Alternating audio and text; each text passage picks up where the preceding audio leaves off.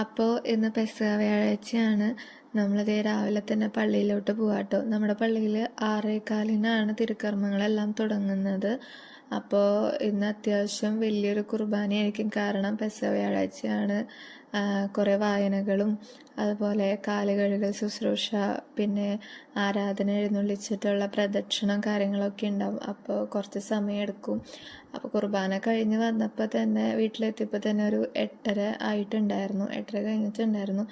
വീട്ടിലെത്തി വന്ന് നമ്മൾ ചായയൊക്കെ കുടിച്ചതിന് ശേഷം പെസഹ വ്യാഴാഴ്ചയാണല്ലോ, അപ്പം ഇന്നാണ് നമ്മൾ കുറുക്കും അതുപോലെ പെസഹ അപ്പം, കൽത്തപ്പം ഒക്കെ നമ്മൾ ഉണ്ടാക്കി കഴിക്കുന്നത്.